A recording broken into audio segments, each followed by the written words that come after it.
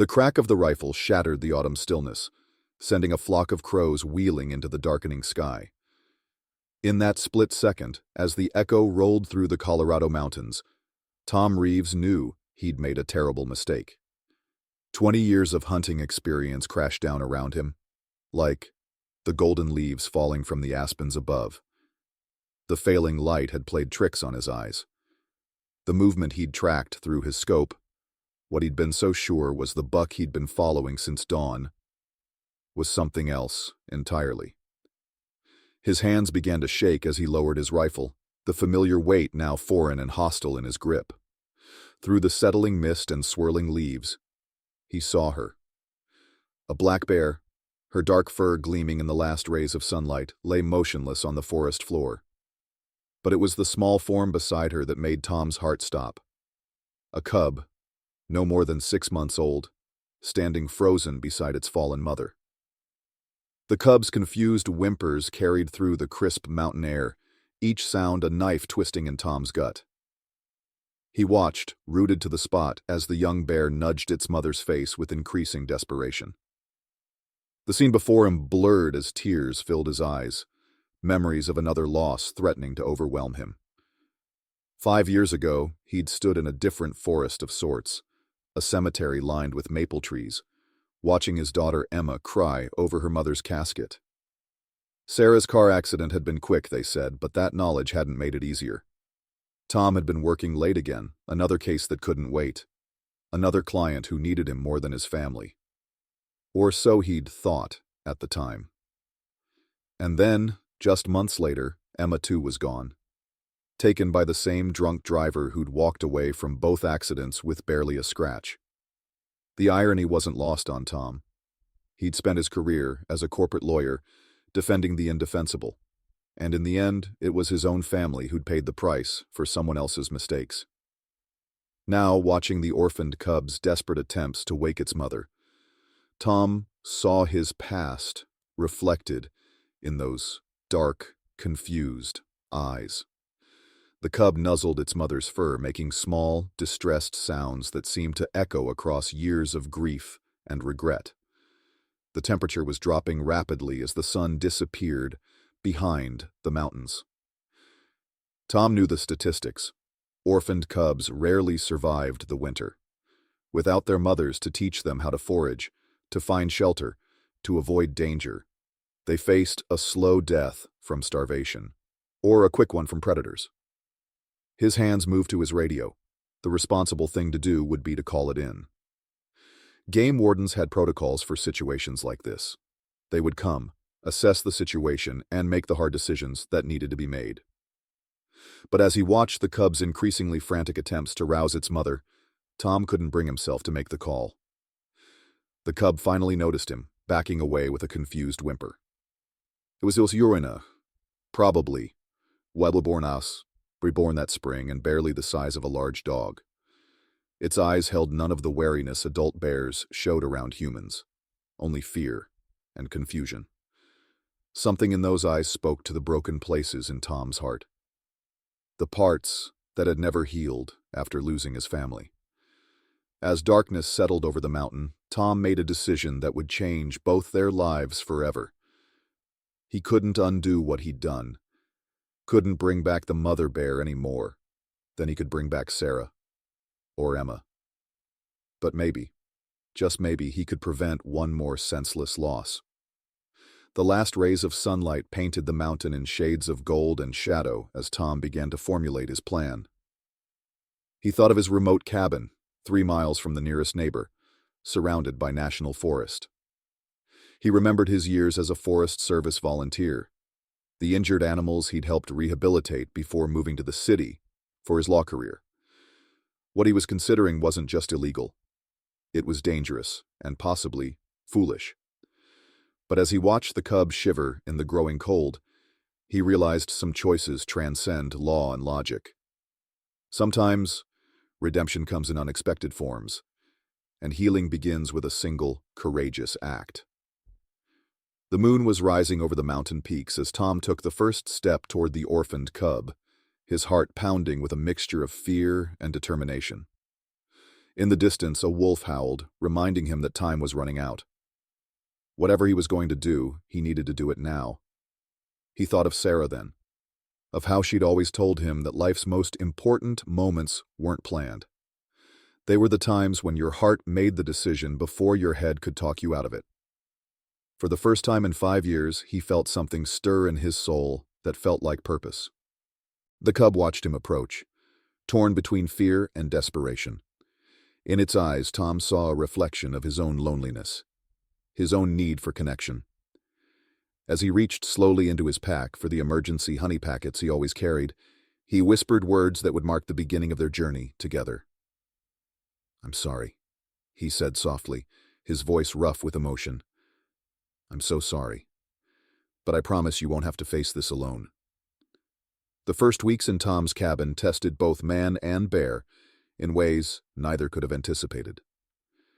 Tom converted his storage shed into a makeshift shelter, hanging Sarah's old wind chimes near the door. Their gentle tinkling had always soothed Emma during storms, and somehow they seemed to calm the cub as well. The young bear, whom Tom found himself calling Emma despite his best intentions to maintain emotional distance, struggled with the loss of its mother. Those first nights were filled with mournful cries that echoed through the mountain valley, each sound striking a chord of shared grief in Tom's heart. He spent countless hours sitting outside the shed, talking softly through the walls, sharing his own story of loss and redemption. Sometimes he'd read aloud from Emma's favorite books, the ones he'd kept packed away in boxes since her death. Other times he'd simply sit in silence, offering the quiet companionship that only another wounded soul could understand. "You know," he told the cub one particularly difficult night, "my Emma used to love watching the stars. She knew all the constellations, used to make up stories about them. Sarah taught her that, spent hours with her on summer nights while I was stuck at the office." He paused, watching the stars through tears. "I miss so much, thinking there would always be more time." The cub's response was a soft, huffing sound, almost like a sigh, and Tom felt a connection that transcended species.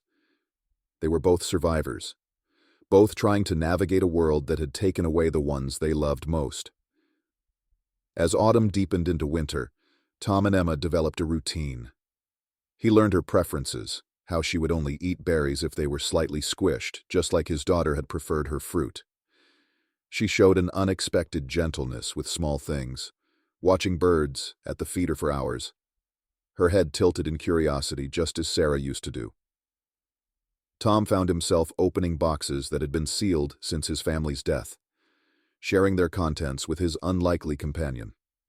Emma's old stuffed animals became the cub's favorite toys, and something about watching her play with them began to heal places in Tom's heart he'd thought were permanently broken. The first snow brought a transformation in their relationship.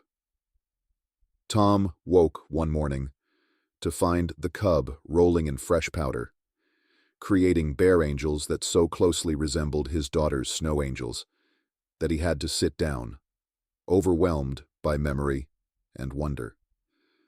When the cub climbed into his lap, leaving wet nose prints on his jacket, the walls he'd built around his heart began to crumble.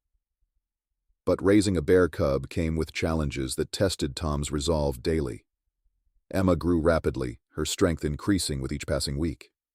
What started as playful pats could now knock him off his feet, and her appetite seemed bottomless. Tom found himself making midnight runs to the nearest town for supplies, always worried that someone would question why he needed so much food. He began documenting their journey together, first in quick notes jotted down before bed, then in longer journal entries that captured the daily miracles and challenges of their unusual arrangement. He recorded Emma's first successful attempt at fishing in the creek behind the cabin, her discovery of honey and subsequent addiction to it, and the way she learned to open doors with an intelligence that both amazed and concerned him. As winter settled over the mountain, Tom realized that Emma was teaching him as much as he was teaching her. She showed him how to live in the present moment, finding joy in simple pleasures like fresh snow and warm sunshine. Through her, He began to remember what it felt like to care deeply about another living being, to put someone else's needs before his own. But with that growing attachment came worry. Emma showed no fear of humans, and her increasing size and strength meant that every day brought new risks. Tom found himself lying awake at night, wondering if he was doing the right thing, if his attempt at redemption might ultimately cause more harm than good. Still, watching Emma discover her world with such innocent wonder helped him rediscover his own capacity for joy. When she learned to catch fish in the creek, her triumphant expression reminded him so much of his daughter's first bicycle ride that as Christmas approached, Tom broke another personal rule. He put up a tree, something he hadn't done since Sarah and Emma's deaths. He decorated it with pine cones and berries, and Emma watched the process with fascination, occasionally batting at the lower branches with gentle paws. That night, sitting beside the illuminated tree with Emma curled up nearby, Tom realized that healing doesn't always come in expected ways. Sometimes it arrives in the form of an orphaned bear cub, teaching you that love is still possible, even after unimaginable loss. The arrival of Jason Mills, the local game warden, on a crisp February morning marked the beginning of the end of Tom and Emma's secret sanctuary. The sound of tires on gravel sent Tom's heart racing, and Emma, now the size of a large black lab, sensed his anxiety. Jason had been more than just a professional acquaintance over the years. They'd shared beers and hunting stories, swapped tales about the changing mountain seasons. But now, as the warden's truck pulled up to the cabin, Tom saw their friendship through the lens of his guilty secret. "Heard some strange sounds coming from this direction," Jason said, his eyes scanning the property with professional interest. "Thought I'd check it out." His casual tone carried an undercurrent of suspicion that made Tom's stomach clench. Before Tom could formulate a response, a crash from the shed announced Emma's presence. She'd grown too large to be confined, and Tom had begun allowing her more freedom around the property. Now, that decision would cost them both. Emma burst through the shed door, drawn by the sound of voices. She showed no fear of the newcomer, ambling toward them with the confident curiosity she'd developed under Tom's care. Jason's hand moved to his sidearm, his friendly expression hardening into something more feral. "Tom," he said, quietly, "what have you done?" The next hour was filled with painful confession. Tom told Jason everything. The tragic mistake in the falling light, the desperate decision to save the cub, the months of secret care that had followed. As he spoke, Emma settled at his feet, her large head resting on his boots in a gesture of trust that made Jason's expression soften slightly. "She saved me as much as I saved her," Tom explained, his voice rough with emotion. He told Jason about Sarah and Emma, about the guilt that had driven him to the mountains, and about the healing he'd found in caring for this orphaned cub. Jason listened in silence, his hand never leaving his weapon but his eyes showing increasing understanding. When Tom finished, the warden looked at Emma, then back at his friend. "You know she can't stay here," Jason said finally, compassion mixing with professional duty in his voice. "She's not a pet, Tom. She's a wild animal, and she's getting bigger every day. What happens when she's full grown? When she encounters other hikers who don't know her?" The truth of Jason's words hit Tom like a physical blow.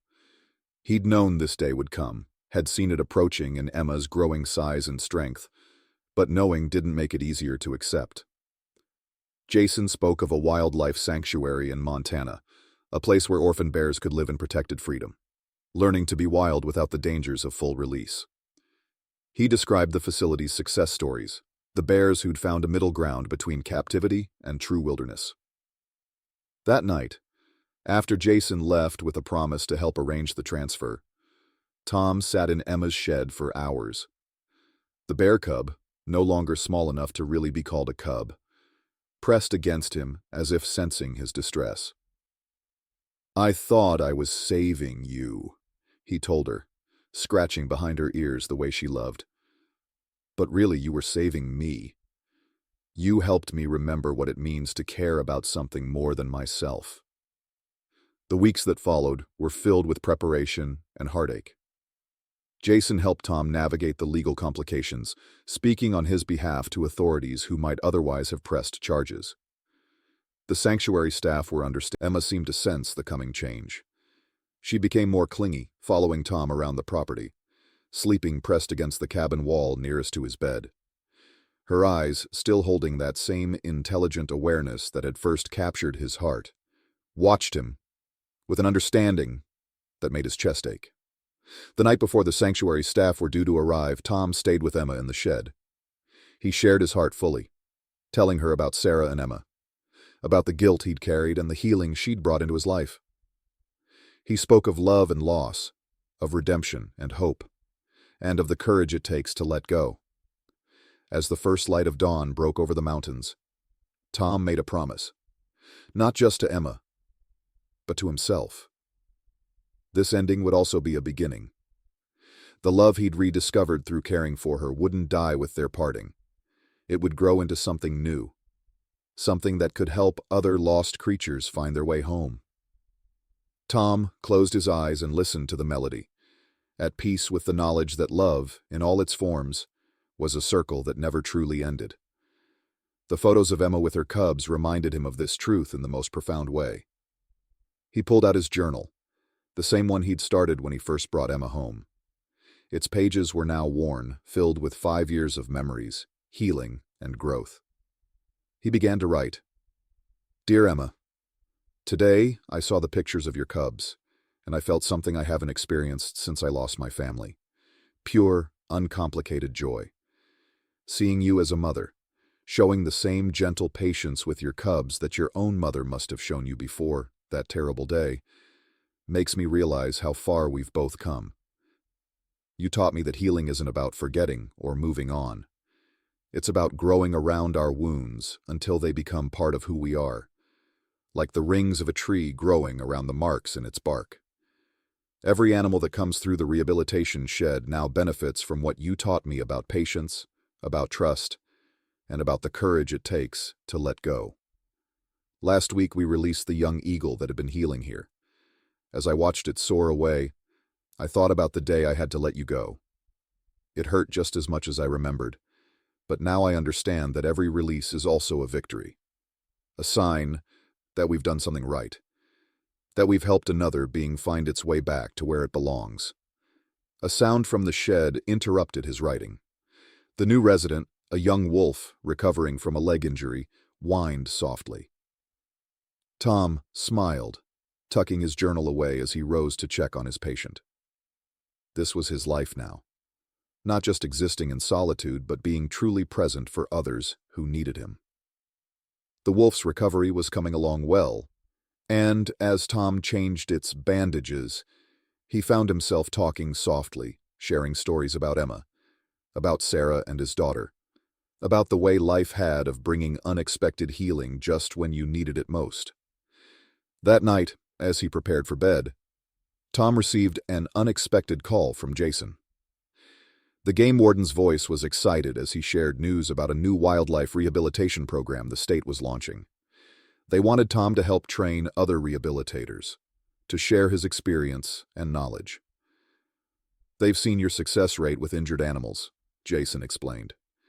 "And the sanctuary in Montana can't stop talking about how well Emma's doing. They want to understand your methods, Tom. You've got something special to offer." Tom thought about how far he'd come from that autumn evening when a single mistaken shot had changed everything.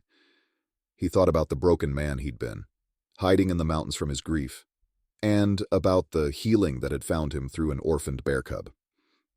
The next morning, Tom drove to his daughter's grave for the first time in years.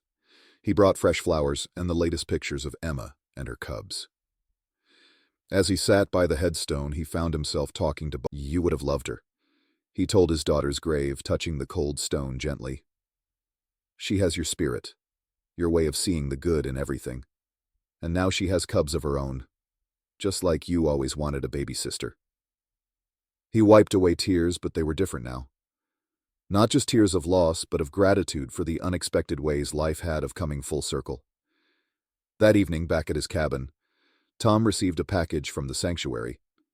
Inside was a cast of Emma's paw print in plaster, along with a note explaining that she still responded to her name, still showed the gentle nature that made her special.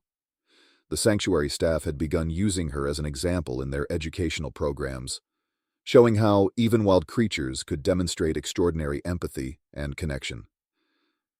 As the sun set behind the mountains, painting the sky in shades of pink and gold, Tom hung the paw print cast next to his family photos. It seemed right somehow.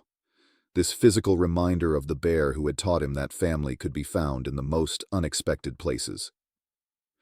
Sarah's wind chimes sang in the evening breeze as Tom stepped onto his porch.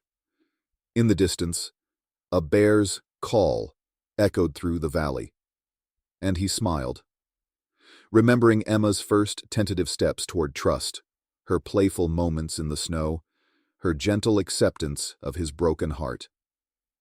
The rehabilitation shed glowed softly in the gathering dusk, a beacon of hope for injured wildlife and broken spirits alike. Inside, the wolf rested peacefully, another soul on its journey toward healing. Tomorrow would bring new challenges, new animals in need, new opportunities to pass on the lessons Emma had taught him. Tom pulled out his journal one last time that night, adding a final thought. Love doesn't end with goodbye. It transforms like the seasons, like the mountains themselves. Emma showed me that healing isn't about erasing the past. It's about building a future that honors it. Every animal that finds shelter here, every life that touches mine, is part of the legacy she helped create. And in that way, love becomes endless, flowing like a river through time, connecting all of us who have known loss, who have found hope, who have dared to begin again. The story of the orphaned cub and the woodsman had become something larger than either of them, a testament to the healing power of unconditional love, the strength found in letting go, and the endless capacity of the heart to begin again. In the end, it wasn't just about saving a bear cub or finding redemption. It was about discovering that even in our darkest moments, hope can find us, if we're brave enough to open our hearts to it. As night settled over the mountain, Tom listened to the wind chimes' gentle song and felt at peace. Tomorrow would bring new challenges and opportunities for healing, and he was ready to face them, carrying with him the lessons learned from an orphaned bear cub who had taught him how to live again. In the distance, a mother, bear, called to her cubs, and Tom smiled, knowing that somewhere in Montana, Emma was doing the same, their parallel lives a reminder that love, in all its forms, was the greatest healer of all. If this inspiring story of compassion and survival resonated with you, don't miss out on more incredible wildlife adventures and heartwarming acts of human kindness. Subscribe to our channel today by clicking the button below and join our ever-growing community of nature lovers. Enable notifications to stay updated on new stories that celebrate the extraordinary connection between humans and wildlife. Each week, we share authentic and uplifting tales that highlight our deep bond with nature. Your subscription supports us in bringing more of these remarkable stories to life. Click subscribe now and become part of our journey.